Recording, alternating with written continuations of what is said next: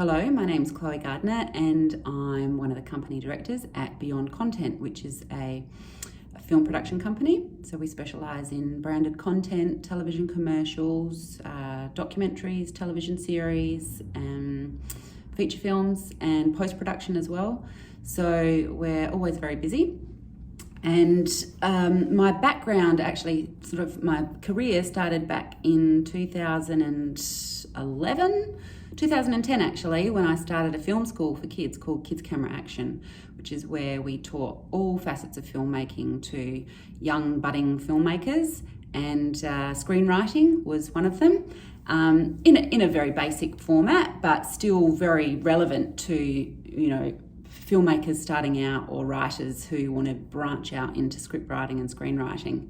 I then went on to form the Adelaide International Youth Film Festival, and only in 2020 that got taken over or sort of enveloped by the Adelaide Film Festival, which was a great achievement. So when it comes to young people and students and writing and creativity and media arts and film, I've been around for a while, and I know what kids like to watch, and having 3 kids of my own, what keeps them interested and engaged, and what they enjoy doing and what they enjoy creating. So what you'll find here is a very, very basic script writing lesson plan, I guess. And you don't need any particular types of software, although at the end of this I will give you some links to script writing software. However, anything can be done with a pen and paper or on a Microsoft Word document. So don't ever be afraid that if you don't have the correct software, you can't provide this lesson. You can. So effectively, it's just a few tips for enabling script writing in your class. Effectively, like if you're teaching, narrative and writing, storytelling, it's all the same. The basic fundamentals of script writing are the same as writing a narrative. You always need a beginning, a middle and an end. So in the beginning, you want to introduce the reader or the audience to the characters and the setting. The middle is where the characters really need to face a problem. And the end is, how is that problem solved? You can do this in 3 paragraphs, 3 pages, 30 pages. You can do it in 3 scenes or 6 scenes or 12 scenes. Doesn't really matter, as long as the beginning, middle and end is quite clear.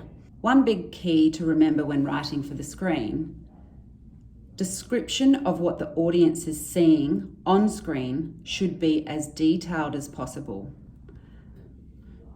You probably already tell your students to, when they're writing, to be as descriptive as possible, use as many adjectives as possible when describing something. And that's important, and even more so when you're writing a screenplay, especially in the descriptions of what you are seeing.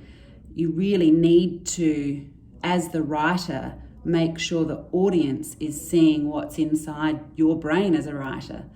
The difference, I guess, with novels or short stories is you can write as much as you want, but then it's up to the reader to discern what that looks like in their own imagination. Whereas on the screen, it's really, everyone should be seeing the same thing. It's an interesting way to get your students to think about what is inside your head. Make sure we can see it by describing it properly. Charlotte looks over the horizon in the distance, fixated on the sun going down over the water. There is a breeze which is playing havoc with her long hair. The slow rumble of an engine and tyres edge closer to her location. So already we know that there's one person, perhaps, standing outside in an exterior environment, looking into the distance. We know that it's sunset, so we already know what time of day it is. It's a bit windy. Her hair's kind of perhaps giving her a bit of grief. We don't know, but it's playing havoc. And we can also hear something. And by the end of the description, perhaps the engine and the tyres of what is likely to be a car will be in the shot. The second thing to remember when writing for screen is your formatting. As you can see, the formatting is quite different to short stories. When characters are speaking to each other or having dialogue, it looks very different. That's one thing that young writers can often have difficulty with, is remembering that. But once they get the hang of it, it's pretty simple. And number 3, look, this is really important about your formatting. Like when you're writing a screenplay, you always need to put the scene number down. So whether you've got 3 scenes, whether you've got 400 scenes, it's really important. These are, I guess, like your chapters. You've also got EXT, and the other version of that would be INT, simply standing for exterior or interior. You've also got a description of the scene that you're about to read. So scene number 26, we're sitting outside on a bench and it's sunset. Okay, and if you read through this example of a scene, every description of the scene starts on the left-hand side of the margin, and it just keeps going like that until we get all the way down to someone speaking, and then bang. If the girl is speaking, then we've got to indent that quite a bit into the center of the page.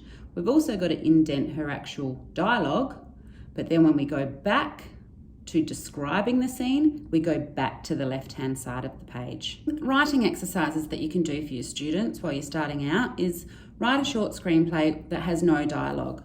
Number 2, you could write a short screenplay with dialogue.